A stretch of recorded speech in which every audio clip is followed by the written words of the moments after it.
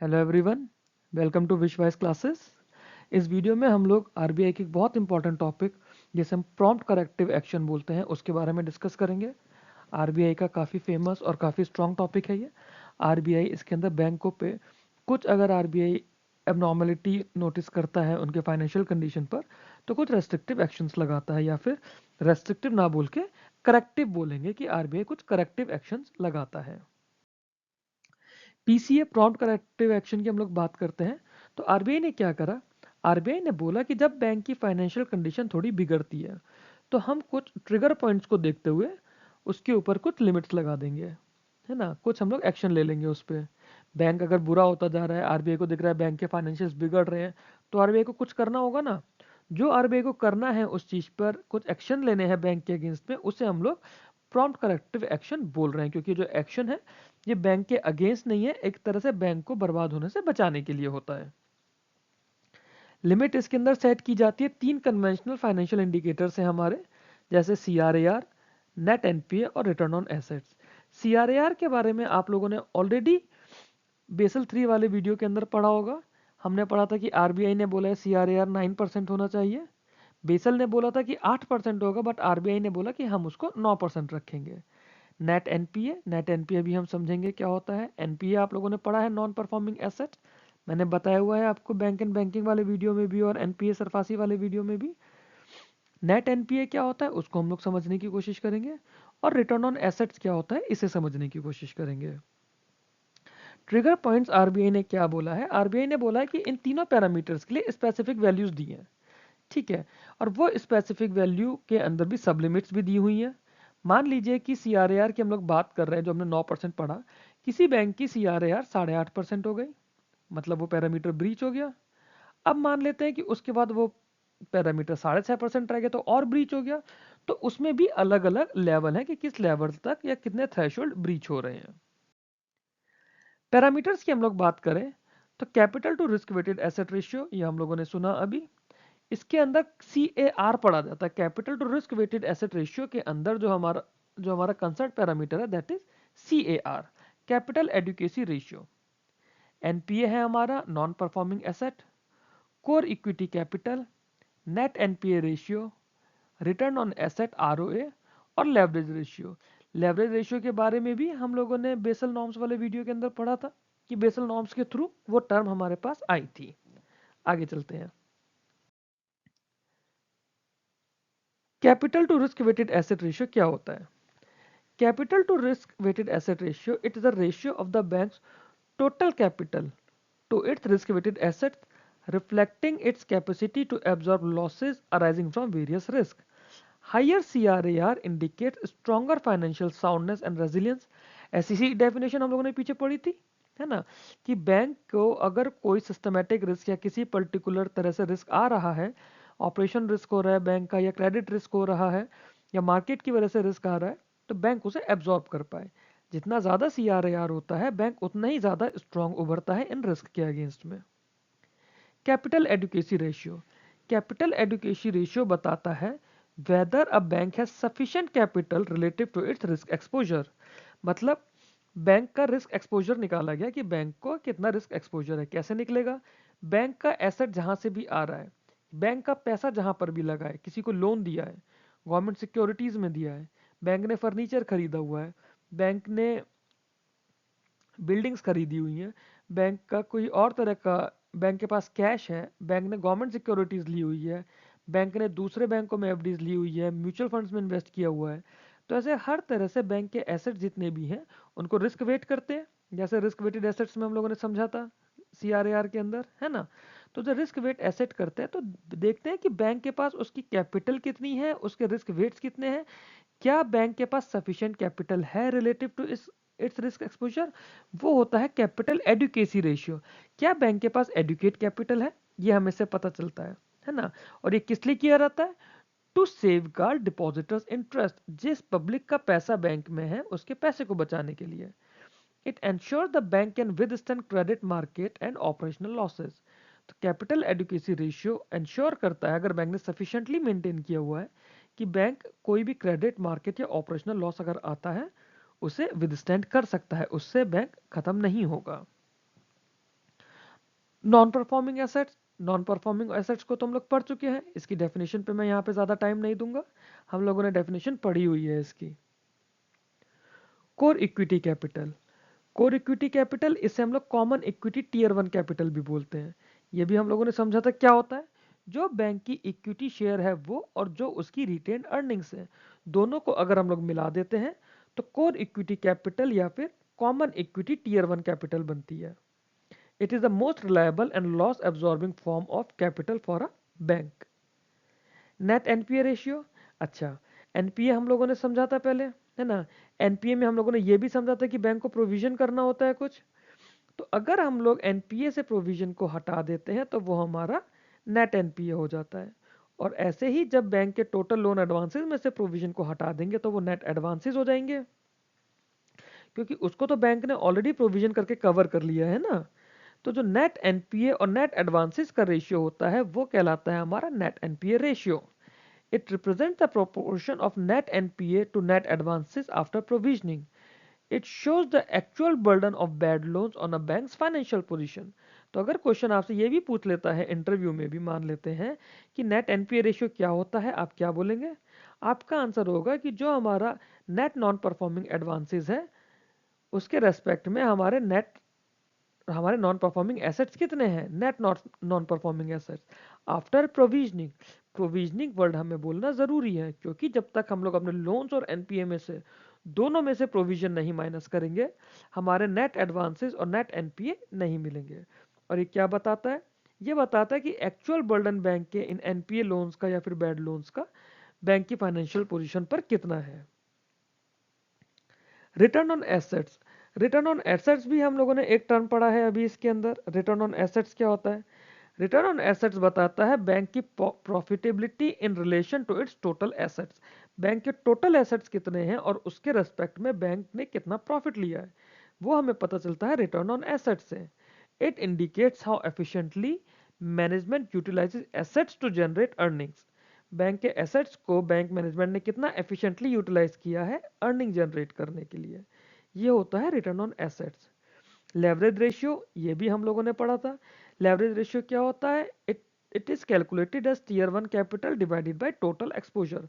हमने पढ़ा था कि नॉन रिस्क बेस्ड एक बैंक की बोरोइंग होती है ना। बैंक ने बोरो किया, बैंक ने बोरो करके उसको यूज किया, इसमें कोई रिस्क बेस इसे नहीं दिया जाता है, तो नॉन रिस्क बेस्ड मेजर होता है। कैलकुलेट कैसे करते हैं कि टीयर 1 कैपिटल को टोटल एक्सपोजर से डिवाइड कर देते हैं। It restricts excessive leverage and prevents unsustainable balance sheet expansion. ऐसा ना हो कि बैंक औरों से, दूसरी कंपनियों से बोल के कि पैसा इन्वेस्ट करो और बैंक कुछ कितना भी पैसा इन्वेस्ट कराता रहे कि बैंक के पास वो सफिशिएंटली वापस से ना कर पाए। तो लेवरेज रेशियो एक तरह से बैंक की एक्सेसिव लेवरेज मतलब बैंक की एक्सेसिव लेवरेज को रेस्ट्रिक्ट करता है और अनस्टेबल बैलेंस शीट एक्सपेंशन से बैंक को रोकता है। ये हमारे कुछ ऐसी इंपॉर्टेंट डेफिनेशंस हैं जो हमें इस वीडियो के लिए जाननी थी। अब पैरामीटर्स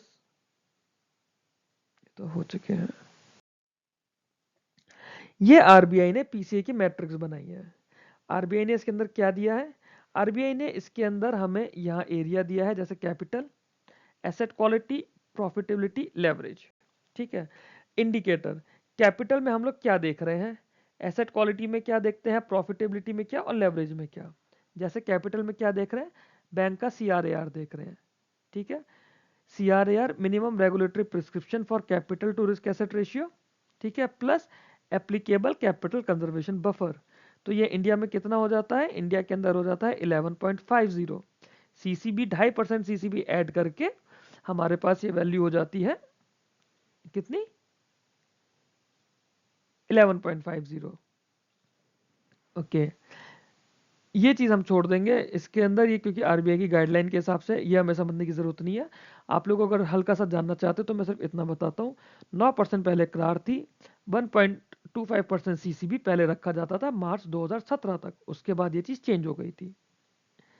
या फिर ये कंडीशंस की भी हमें नीड नहीं है समझने की, हमारे लिए इंटरव्यू पर्पज से, हमारे एग्जाम पर्पज से सिर्फ यही कंडीशन ज़रूरी है। एसेट क्वालिटी, एसेट क्वालिटी में हम लोग नेट नॉन परफॉर्मिंग एडवांसेस की बात कर रहे हैं यहाँ पर। प्रॉफिटेबिलिटी में हम लोग रिटर्न ऑन एसेट्स की बात करते हैं और लेवरेज में टीयर 1 एसेट रेशियो, इसकी बात करते हैं।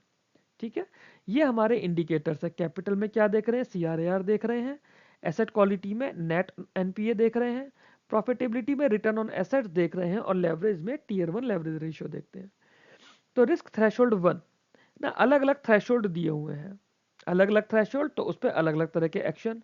थ्रेशोल्ड 1 बोलता है कि up to 250 BPS below indicator, मतलब जो वैल्यू आपकी 11.5 है, ये अगर 11.25 हो गई तो आपका रिस्क थ्रेशोल्ड 1 लगेगा।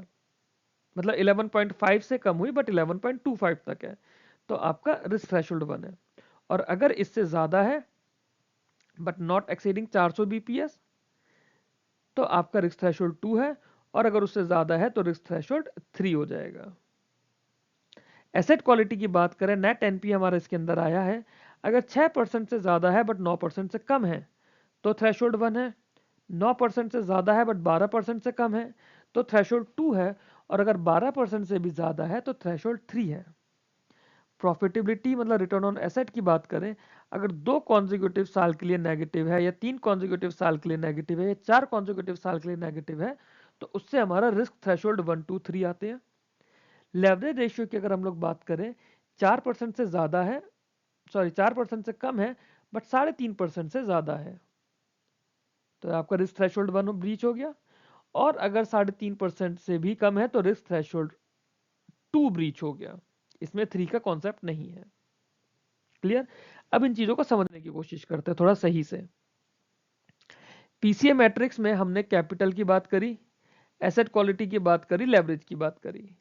कैपिटल में हमने बोला जो मिनिमम रेगुलेटरी प्रिस्क्रिप्शन है CRAR का, है ना, वो, और उसके अलावा एप्लीकेबल कैपिटल कंजर्वेशन बफर, ये लिया जाएगा। ठीक है, अगर इसमें से कुछ ब्रीच हुआ तो PCA की तरफ जाएंगे। एसेट क्वालिटी में हम लोगों ने बात करी नेट NPA की, लेवरेज में हम लोगों ने बात करी टीयर 1 लेवरेज रेशियो की। सही है, रिस्क थ्रेशोल्ड 1 है हमारे पास, 2 है, 3 है। 1 कब आया, 1 आया जब ये वैल्यू 9% प्लस 2.5% 11.50% से 250 BPS मतलब 0.25% कम हुई तो थ्रेशोल्ड 1 लगा। अगर 0.25 से 0.40 तक की कम हुई तो थ्रेशोल्ड 2 लगा, और अगर उससे भी ज्यादा कम हुई तो थ्रेशोल्ड 3 लगा। एसेट क्वालिटी में हमें NPA की कंडीशन दी है कि नेट NPA अगर 6% से ज्यादा है बट 9% से कम है तो रिस्क थ्रेशोल्ड 1, 9% से ज्यादा है बट 12% से कम है तो रिस्क थ्रेशोल्ड 2, और अगर 12% से भी ज्यादा है तो रिस्क थ्रेशोल्ड 3। लेवरेज रेशियो में बात करें कि अगर अप टू 50 BPS है बिलो द रेगुलेटरी रिक्वायरमेंट तो थ्रेशोल्ड 1, 50 BPS से ज्यादा है बट 100 BPS से, मतलब 50 BPS से कम है बट 100 BPS कम से ज्यादा है, मतलब ये इसकी अपर और लोअर लिमिट हो गई, तो थ्रेशोल्ड 2, और सिमिलरली 100 BPS से भी ज्यादा नीचे है तो थ्रेशोल्ड 3।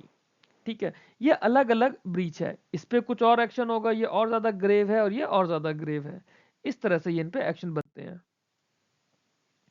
मैंडेटरी डिस्क्रिशनरी एक्शन क्या होते हैं, रिस्क थ्रेशोल्ड 1 होने पर इस तरह के एक्शन आएंगे, थ्रेशोल्ड 2 पे क्या और 3 पे क्या। थ्रेशोल्ड 1 पे restriction on dividend distribution and remittance of profit, तो बैंक अपना डिविडेंड डिस्ट्रीब्यूट नहीं कर पाएगा, प्रॉफिट कहीं रेमिट नहीं कर पाएगा, मतलब ना प्रॉफिट शेयर नहीं कर पाएगा। कब, अगर थ्रेशोल्ड 1 ब्रीच होती है। प्रमोटर्स, ओनर्स या parent in case of foreign bank to bring in capital, threshold 1 breach होने पर जो बैंक के प्रमोटर्स हैं या बैंक के ओनर्स हैं, ओनर्स हैं मतलब जितने भी शेयर होल्डर्स हैं, या पेरेंट एंटिटी हो गई बैंक की, जैसे कोई फॉरेन बैंक इंडिया में काम कर रहा है, तो उस केस में बैंक के इनको प्रमोटर को, ओनर को, पेरेंट को और कैपिटल देनी होगी बैंक को। और कैपिटल देंगे तो क्या होगा, जो कॉमन इक्विटी टीयर 1 कैपिटल है वो बढ़ेगी, टीयर 1 कैपिटल बढ़ेगी तो CRAR बढ़ेगी। ठीक है, रिस्क थ्रेशोल्ड 2 में क्या बोलता है, जो मैंडेटरी एक्शन थ्रेशोल्ड 1 के वो तो वही है, इसके बाद restriction on branch expansion domestic and overseas, अगर रिस्क थ्रेशोल्ड 2 ब्रीच हुआ था तो बैंक अपनी नई ब्रांचेस नहीं खोल सकता, ना इंडिया में ना इंडिया के बाहर। और अगर रिस्क थ्रेशोल्ड 3 भी ब्रीच हो गया तो 1 और 2 वाले तो सारे एक्शन रहेंगे रहेंगे। Appropriate restriction on capital expenditure other than for technological upgradation with in board approved limit, मतलब बैंक जो कैपिटल एक्सपेंडिचर करता है, जो बैंक बड़े बड़े खर्चे करता है अपने पास से, वो खर्चे भी रोक दिए जाएंगे। बैंक सिर्फ और सिर्फ टेक्नोलॉजिकल अपग्रेडेशन पे खर्चा कर पाएगा, उसके अलावा और कोई भी कैपिटल एक्सपेंडिचर की फॉर्म में खर्चा नहीं कर सकता है। ये तो है मैंडेटरी एक्शन। इसके अलावा आरबीआई एडिशनल एक्शन भी ले सकता है, जैसे स्पेशल सुपरवाइजरी एक्शन ले सकता है, कोई स्ट्रेटेजी रिलेटेड कुछ कर सकता है, गवर्नेंस रिलेटेड एक्शन ले सकता है, capital, credit, market risk, HR related, profitability related, ऐसे अलग अलग एक्शन आरबीआई के पास उसकी सर्कुलर की डिटेल्स में है, जिसका हमें यहाँ इंटरव्यू के लिए या फिर अपने एग्जाम्स के लिए जानना जरूरी नहीं है। But RBI apart from mandatory action discretionary actions, advisories वगैरह दे सकता है। ठीक है, ये है हमारे पीसीए के अंडर के मैंडेटरी एक्शंस। अब आगे देखते हैं की पॉइंट्स जो नया फ्रेमवर्क है। अच्छा, एक ना हमारे पास एक सर्कुलर आया है कि अब 1 अप्रैल 2025 से जो अर्बन कोऑपरेटिव बैंक्स है वो भी पीसीए फ्रेमवर्क के अंदर आ गए। इससे पहले शेड्यूल्ड कॉमर्शियल बैंक्स थे, अब अर्बन कोऑपरेटिव बैंक्स भी पीसीए के फ्रेमवर्क में आ गए। इसके अंदर क्या है, क्योंकि इस साल की बड़ी अपडेट है तो इसलिए हम लोग देखते हैं। ये जो पीसीए फ्रेमवर्क है ये यूसीबीज के टीयर 2, 3 और टीयर 4 यूसीबीज के ऊपर एप्लीकेबल होता है। ठीक है, यूसीबीज को इनिशियली पीसीए से हमने बाहर रखा था, है ना, या फिर जो टीयर 1 यूसीबीज है जो अभी भी पीसीए के अंदर नहीं आएंगे वो remain under enhance supervisory monitoring by RBI. RBI उनकी एनहेंस सुपरवाइजरी मॉनिटरिंग करेगा। PCA is triggered when UCB breaches prescribed risk threshold. तो जैसे पीछे हमने रिस्क थ्रेशोल्ड पढ़े ना, वो हम लोगों ने कॉमर्शियल बैंक्स के पढ़े हैं। यूसीबीज पर भी पीसीए ऐसे ही लग जाएगा अगर वो कोई अपना थ्रेशोल्ड ब्रीच करता है। अच्छा, थ्रेशोल्ड ब्रीच का पता कैसे चलता है? एक तो बैंक की बैलेंस शीट से पता चलता है, दूसरा आरबीआई इंस्पेक्शन या आरबीआई का सुपरविजन, उसके थ्रू पता चलता है। अब जो की ट्रिगर पैरामीटर्स हैं हमारे पास बैंकों में पीसीए के लिए, हम यूसीबीज की बात कर रहे हैं अब यहाँ पे। तो एक है कैपिटल एडिक्वेसी, है ना, बैंक की loss absorbing capacity, asset quality जिसमें नेट एनपीए रेशियो आ जाएगा, प्रॉफिटेबिलिटी, यहाँ पर हम लोग बैंक के सस्टेन लॉसेज या वीक अर्निंग की बात करेंगे।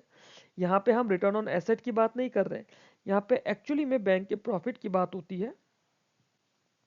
Breach of even one risk threshold is sufficient by RBI to initiate action. एक भी थ्रेशोल्ड ब्रीच होता है तो आरबीआई एक्शन ले सकता है। Once under PCA the bank is subject to structured supervisory intervention aimed at restoring financial soundness. The framework provides for both mandatory corrective action and discretionary supervisory measures. तो जो mandatory actions है वो एक तरह से करेक्टिव एक्शंस हैं। अब इसमें मैंडेटरी एक्शन जो आरबीआई ले सकता है कैसा, जैसे डिविडेंड डिस्ट्रीब्यूशन पे रोक टोक लगा सकता है, ब्रांच एक्सपेंशन पे लगा सकता है, मैनेजमेंट को भी कंपनसेट करने पर जो मैनेजमेंट की फीस जाती है वो रोक सकता है कि नहीं, उन्हें कोई फीस नहीं जाएगी। डिस्क्रिशनरी में क्या होता है, रेस्ट्रिक्शंस ऑन फ्रेश लैंडिंग और high risk exposures, capital augmentation और चेंजेस इन मैनेजमेंट और गवर्नेंस स्ट्रक्चर। पीसीए फ्रेमवर्क जो है इसका यही प्रिवेंटिव और करेक्टिव अप्रोच फॉलो करता है। ठीक है, broadly aligned with PCA norms applicable to scheduled commercial bank, जो हम लोगों ने इन 2 स्लाइड के पीछे पीछे सब पढ़ा हुआ था। यह था दोस्तों हमारा पीसीए का वीडियो। अगर आप लोगों को मेरे वीडियोस अच्छे लग रहे हैं तो आप लोग प्लीज़ मेरे वीडियोस को लाइक कीजिए, चैनल को सब्सक्राइब कीजिए, कमेंट करके मेरे को फीडबैक दीजिए, या फिर आप मेरे इस हैंडल से टेलीग्राम पे मेरे साथ जुड़ सकते हैं। मेरा मेन चैनल है ये, जिसका नाम है आरबीआई एंड नाबार्ड। इस चैनल में आपको मेरे बाकी सारे चैनल्स या ग्रुप्स हैं, जो OICL AO का लिए ग्रुप बना हुआ है, IBPS के इंटरव्यू का ग्रुप बना हुआ है, आरबीआई ग्रेड बी के लिए डेडिकेटेड ग्रुप बना हुआ है, उन सारे ग्रुप्स का लिंक आपको मिल जाएगा। Keep watching, thank you very much.